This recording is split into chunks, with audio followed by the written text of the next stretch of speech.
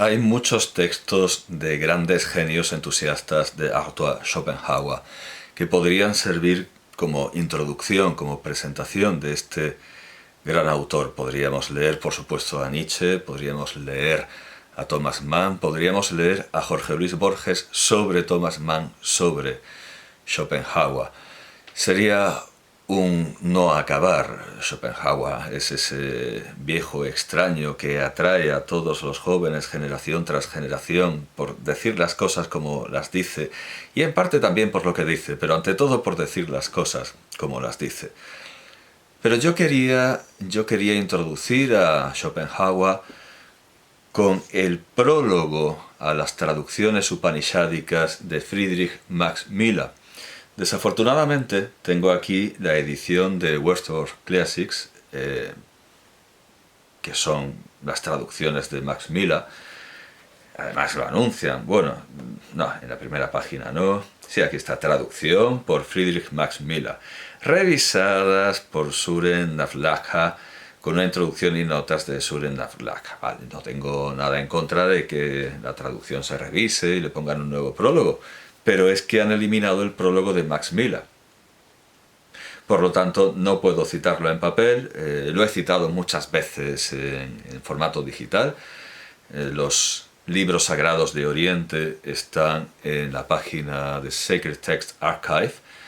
Ahí están a disposición de todo el mundo, siempre lo han estado. También hay muchas digitalizaciones que además permiten mostrar el lema de la colección, que es que es una frase de Max Müller, que es que no se puede decir que haya una religión falsa, porque tampoco se puede decir que el niño sea un hombre falso. Esto no está en las digitalizaciones, sí que está en las digitalizaciones anastáticas, facsimilares. Bien, pues no puedo leer este pasaje, aquí no está, pero lo he leído infinidad de veces.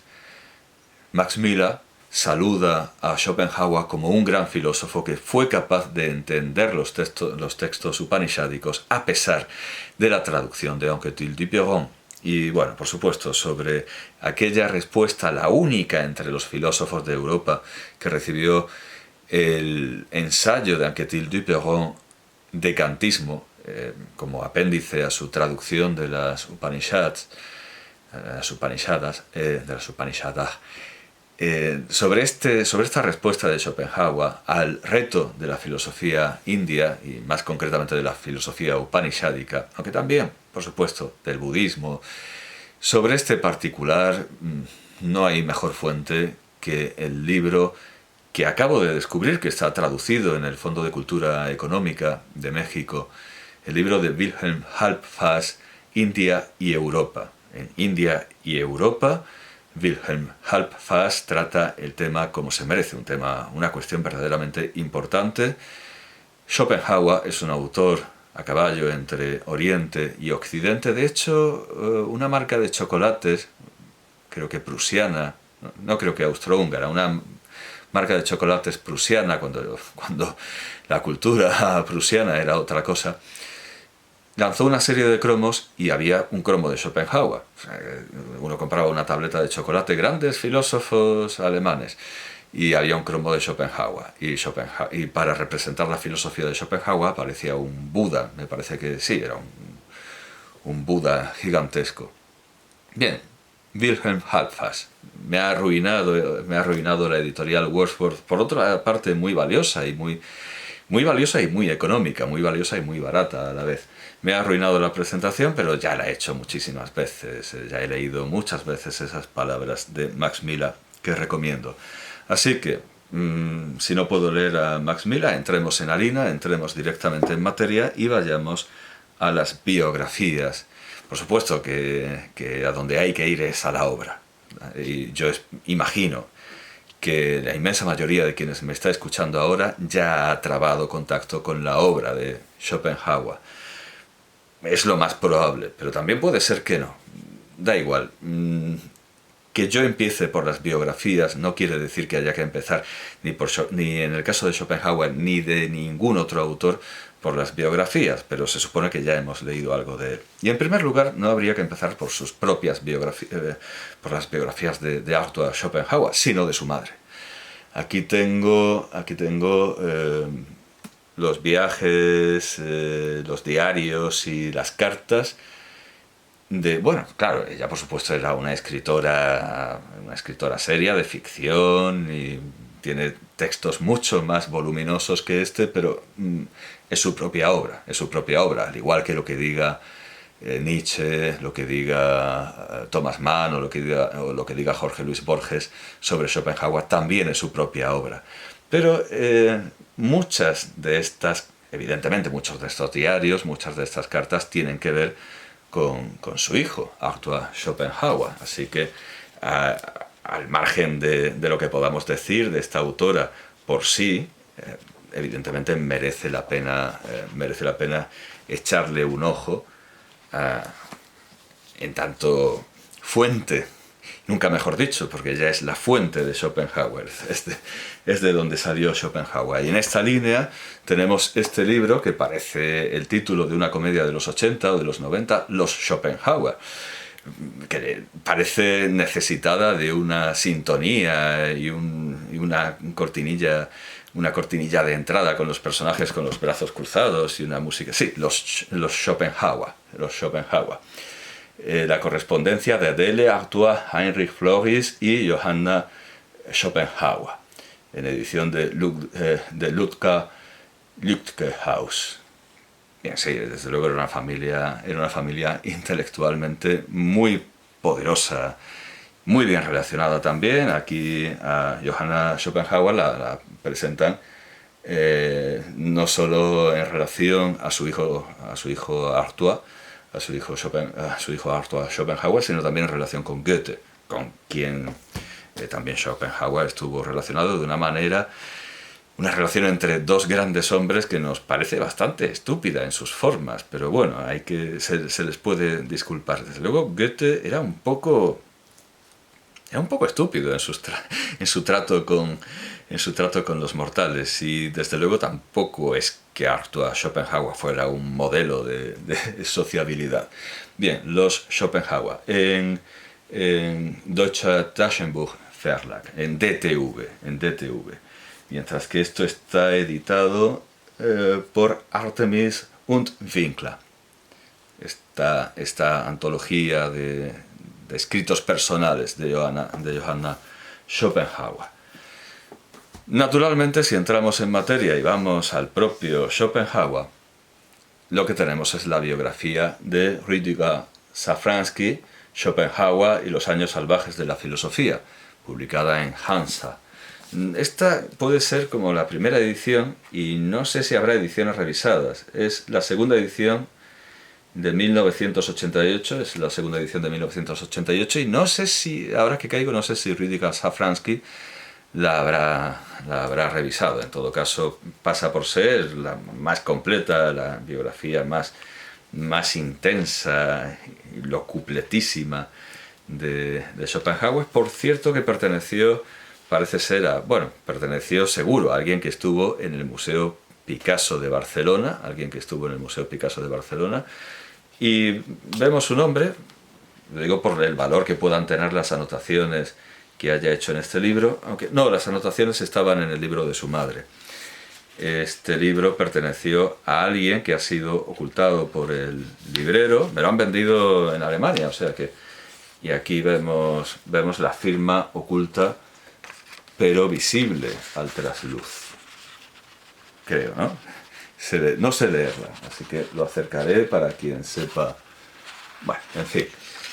En alemán, como digo, y se ha traducido a casi todos los idiomas cultos, en alemán tenemos la biografía de Safransky, y en castellano tenemos la biografía del gran traductor de Schopenhauer al español, que es Luis Fernando Moreno Claros, en la magnífica editorial de biografías. No sé si es una editorial de biografías, es una editorial que ante todo publica biografías. Algaba, sí, el pueblo de Sevilla. Bien, este volumen es más sintético aparentemente que el de Safransky, pero yo lo encuentro completísimo. Tiene una gran y correcta selección de las cartas, y al final tiene una bibliografía actualizada hasta el año, claro, lo que hemos visto en la edición de 1988 de Safransky, seguramente en las ediciones posteriores, la bibliografía ha aumentado, bibliografía hasta 2005, que es la fecha de publicación de este libro. Y efectivamente, sobre Johanna Schopenhauer, por ejemplo, hay volúmenes de 2002, de 2002, como, en fin, como muy tarde, 2004 incluso. Sí, pero estos son traducciones, sí, traducciones. La bibliografía es muy completa y un gran auxilio para el que quiera leer, como decía Nietzsche, todo de Schopenhauer. Nietzsche decía que Schopenhauer es uno de esos autores que cuando uno se lo cruza sabe que quiere leer todo lo que ha escrito. Pues vamos a ayudar a posibles y futuros Nietzsches a hacerlo, a leer toda la obra de Schopenhauer. De entrada es fácil encontrar obras suyas sueltas. Yo leí, por ejemplo, sobre la cuádruple raíz del principio de ración, sabía que al final iba a meter la gamba, sobre la cuádruple raíz del principio de razón suficiente en italiano, en esta colección, con este magnífico sello, Filosofía Vera Libertas, la filosofía es la verdadera libertad. Bueno, sobre eso se podría discutir filosóficamente, incluso con un buen prólogo. Es una traducción con un buen prólogo, con unas buenas notas, introducción y traducción de Sosio Giametta. Sosio Giametta, esa es la traducción de Sosio Giametta, que es pues como el Luis Fernando Moreno Claros de Italia, es el gran schopenhaueriano. Ahora lo veremos más veces. Luego tenemos opúsculos mucho más ligeros, como la filosofía de las universidades, edición Estudio Tesi, traducción ni más ni menos que de Giovanni Papini, con un apéndice de Giuseppe Vailati. Claro, por supuesto, Papini es uno de los muchos que también pueden servir como introducción a Schopenhauer. Pero claro, eso ya es la obra de Papini, es una edición de 1992. Bueno, pues eso, un opúsculo bastante más ligero, pero claro, por supuesto, la gran obra de Schopenhauer, después de habernos entretenido tanto con obras filosóficas y profundas, y con opúsculos ligeros, a lo que tenemos que enfrentarnos, el corazón de la obra de Schopenhauer, es el mundo como voluntad y representación, que aquí tenemos en la edición italiana de Sosio Giametta, precisamente en la colección Clásicos del Pensamiento Occidental de Bompiani, pero no esta colección magnífica con textos bilingües, sino una edición de kiosco, una edición de... Sí, este ejemplar me llegó pues hecho polvo. Una edición de kiosco que empezó con la República de Platón, siguió con las Tres Éticas de Aristóteles, los Diálogos de San Agustín, el Discurso del Método y otros escritos de Cartesio, de Descartes, que también, como vimos, también Descartes es una forma latinizada válida. Se puede decir Descartes en latín. Spinoza, la ética y el tratado teológico-político en un solo volumen, el Leviatán de Hobbes, el ensayo sobre el intelecto humano, o sea, todo lo que es la colección, el pensamiento occidental dirigida por Giovanni Reale de Bompiani, pero en kiosco y solo con el texto italiano. Aunque bueno, la edición, por ejemplo, la edición completa de las obras de Platón por Giovanni Reale y las obras de Séneca y también La ciudad de Dios, en la colección del pensamiento occidental de Bompiani, solo vienen en italiano, o sea que es lo mismo que esto. Bueno, nos hacemos la idea. Esto es el mundo como voluntad y representación, con muchos índices, con una extensísima biobibliografía, biografía y cronología de Schopenhauer, cronología de su vida y de su obra, índice de términos, un índice razonado. Y todo esto es apéndice. O sea, que claro, el libro es esto, de acuerdo, el libro es esto, todo esto es apéndice. Para tener claro, apéndice de... Vamos a decir las cosas más claras. Vamos a decir las cosas más claras. La obra original es esto. La obra original, con todos los añadidos, apéndices, corolarios, y desde luego sí, adiciones aquí y allá de Schopenhauer, la obra, El mundo como voluntad y representación, se quedó en esto. Que en la edición básica, elemental, que ya hemos visto otro libro de DTV, sí, ya hemos visto los Schopenhauers. Bien, pues en la edición más usual, más común, que tiene todo el mundo, yo también, incluso, por cierto, una portada no demasiado adecuada, pero bueno, la edición que tiene todo el mundo tiene tiene exactamente 751 páginas, eso es, sin índices, 751 páginas. Esto es el mundo como voluntad y representación, tal como Schopenhauer lo dejó, con sus añadidos y sus apéndices, etc. Ahora bien, ¿qué tenemos en España? O ¿qué teníamos hasta hace muy poco? Porque no sé si la cosa ha cambiado. Teníamos esto. El mundo como voluntad y representación, completo, se vende como completo, libros primero y segundo, libros tercero y cuarto. Claro, esto es el mundo como voluntad y representación para los españoles, esto es el mundo como voluntad y representación para los alemanes, entonces es muy difícil no pensar que aquí nos han hecho alguna gatada, y efectivamente, porque la letra yo diría que es incluso más pequeña en la edición alemana, incluso yo diría que es más pequeña en la edición alemana. Nos han hecho una gatada, efectivamente.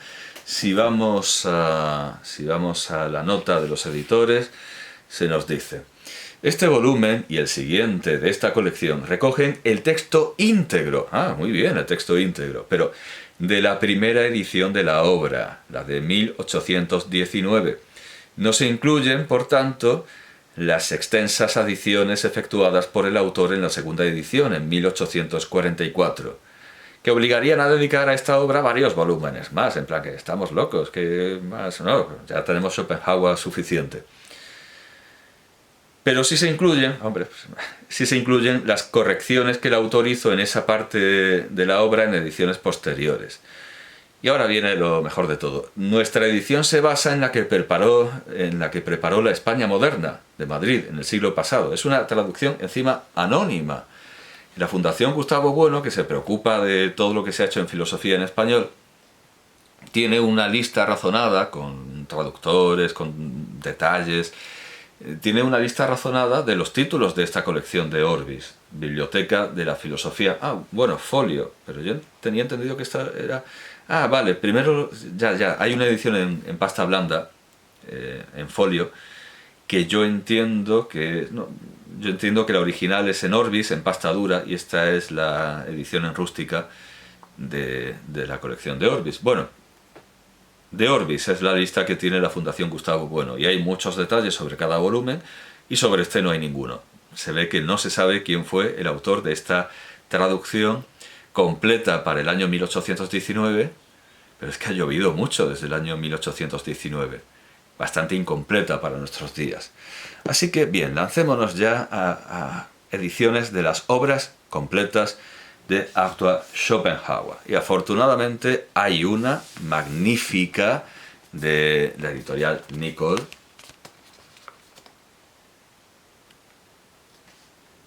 verdaderamente portentosa, magnífica, las obras completas de Arthur Schopenhauer. Por si hay alguna duda, lo pone por detrás. Las obras completas, no reunidas, que eso a veces da lugar a equívoco, sino las obras completas. Aquí, supuestamente, he dicho demasiado, supuestamente. Sí, hay que dudarlo todo, estamos hablando de filosofía, siempre hay que dudarlo todo. Digamos que aquí está la obra completa de Arthur Schopenhauer. Tenemos el retrato que le hizo Ruhl, el Schopenhauer joven. Bien, pues, ¿qué contiene? ¿Qué contiene esta magnífica caja? Bueno, lo habrán visto quienes hayan estado del otro lado de la cámara. contiene los dos... bien, contiene el mundo como voluntad... No sé cómo sacar esto, la verdad. Contiene... Bien, eso es. Estos dos volúmenes contienen el mundo como voluntad y representación. En una letra no mucho más... O sea, no sé por qué abulta tanto. A lo mejor también me han hecho una gatada con la edición de DTV. El caso es que recapitulemos y recordemos. De hecho, esta edición reproduce, me parece, la de Surkamp. Vamos a ver. Porque, claro, Nicole...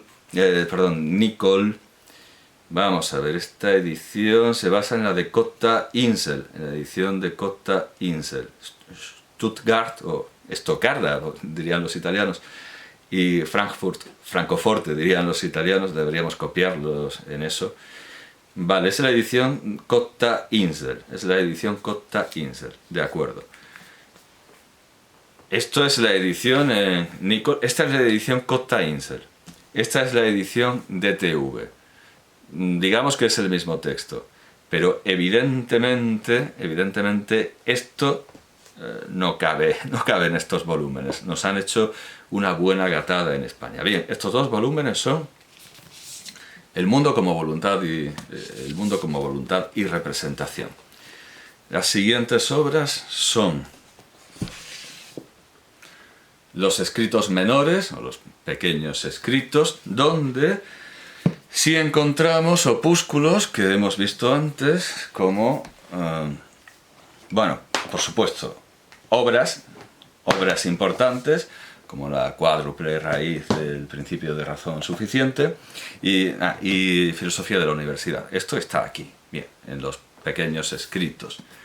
Bien, voy a intentar hacerme un poco de espacio, y no lo quería decir, pero sí, he puesto encima de las obras de Schopenhauer unas obras de Goldoni, que se ve que, bueno, Goldoni no es tan atractivo para los lectores de todo el mundo como Schopenhauer, y había cogido algo de humedad, y tengo persistentemente la impresión de que hay un libro... Sí, los Schopenhauer huele a un Goldoni húmedo. Es muy extraño lo que estoy diciendo, pido disculpas. Vamos a centrarnos. Los pequeños escritos, hemos dicho que sí que tiene cosas que reconocemos. Vale, seguimos viendo lo que tiene esto. O sea, el mundo como voluntad y representación, los pequeños escritos, siguiente volumen, bueno, siguientes volúmenes en realidad. El libro que hizo famoso a Arthur Schopenhauer, porque el tratado no atrajo a tanta gente como estos escritos de cosas sueltas, que por cierto tuvieron una enorme influencia. Yo diría que incluso mucho más que el mundo como voluntad y representación, porque por ejemplo de una sola fábula, la fábula de los erizos, o el ejemplo de los erizos, tenemos un desarrollo por parte de Sigmund Freud, y tenemos el prólogo de Luis Cernuda, La realidad y el deseo. Todo eso está sacado de Parerga und Paralipómena. Fue, reconozcámoslo, su libro más exitoso, el libro que todo el mundo se complacía en leer, mucho más que El mundo como voluntad y representación, que como todos sabemos, y cuenta Moreno Claros recogiendo la carta, por eso digo que está todo muy bien elegido. Una vez que Schopenhauer escribió a su editor diciendo que conocía a una persona que podría hacer publicidad del libro y que le enviara algún ejemplar, su editor le contestó que el libro no se había vendido, que lo había hecho trapos, que se había quedado con algunos ejemplares y que si eso le podía vender alguno. O sea, una historia de un fracaso absoluto. Y en cambio, Parerga und Paralipómena fue un éxito. Fue el éxito que este viejo resentido, que creía que no le hacían el caso que se merecía, bueno, pues estaba esperando que lo hicieran, pero como dice en Tiberio, Historia de un resentimiento, el doctor Gregorio Marañón, el éxito, el triunfo, no cura el resentimiento. Y se pasó el resto de su vida viniendo a decir, como el chiste, como este viejo chiste judío, del judío que dice, hoy esa interjección yiddish, qué ser tengo, hasta que los que lo rodean están hartos y le traen un vaso de agua, y entonces se pone a a gritar, ¡hoy qué sed tenía! ¡Hoy cómo estaba de sediento! Pues algo parecido fue Schopenhauer. Estaba clamando por tener éxito y que le hicieran caso, y cuando se lo hicieron, pues, siguió quejándose. No es desde luego un modelo social, ni es un modelo vital, como tampoco lo es Goethe, desde luego, porque Goethe, cuando recibía a Schopenhauer, decía que lo avisara, había que hacer una ceremonia para ver al gran hombre. Y cuando vemos a Goethe, según las transcripciones de Ackermann, cuando vemos a Goethe comer con Hegel, que no nos resulta especialmente simpático, ni franco, ni campechano. Hegel no es campechano escribiendo, pero sentimos una enorme simpatía por Hegel ante las estupideces y las impertinencias que tiene que sufrir por parte de Goethe. Ya lo digo, son genios, pero no necesariamente eso implica que comer con ellos fuera agradable. Y bien, en la biografía de Schopenhauer tenemos ese célebre caso de una vieja que está hablando cerca de su puerta, y Schopenhauer sale hecho una furia y la tira por la escalera, y luego tiene que mantenerla, tiene que indemnizarla. No tenía un buen carácter, reconozcámoslo, era una persona divertida, imaginativa, pero era como estos humoristas que en persona dan miedo y que a uno no le gustaría encontrárselo en un ascensor. Schopenhauer era un carácter difícil, como lo era por supuesto otro genio insoportable contemporáneo, que es Ludwig van Beethoven. Hay un patrón común. Pero bueno, no nos detengamos en cuestiones biográficas, que ya hemos visto su biografía. Desde luego también hay una célebre carta de su madre en la que le dice que no le amargue las comidas y que no se ponga a hablar de su pesimismo cenizo. Ya lo digo, leer a Schopenhauer es divertidísimo. Comer con Schopenhauer o con Goethe no es algo que vea como deseable. Pero centrémonos en la obra. Ya lo he dicho, ya hemos visto biografía suficiente, todo el mundo sabe estas anécdotas. Lo que queremos es leer la obra de Schopenhauer. Y esto se nos vende como la obra completa, pero caramba, ¿dónde están las cartas? No estaban las cartas, entonces las cartas las tenemos que comprar aparte. Sí, aquí las tengo. Por supuesto, la gran edición de las cartas es la de Arthur Hübscher. Pero es muy cara. Entonces he comprado la edición en 2 volúmenes, creo que venía con cajetín, en 2 volúmenes, digamos, razonados, 2 volúmenes ordenados temáticamente. Tenemos el hombre y el filósofo. Arthur Schopenhauer, un retrato vital en cartas. No, un segundo, porque me lo he inventado. No, un volumen es de... Ah, sí, es en el lomo, donde lo dicen. No, sí, es cierto. Un retrato vital, eso es. El cuadro de una vida, y la filosofía en cartas. El cuadro de una vida, filosofía en cartas. El hombre, el filósofo. En edición de Angelika Hübscher.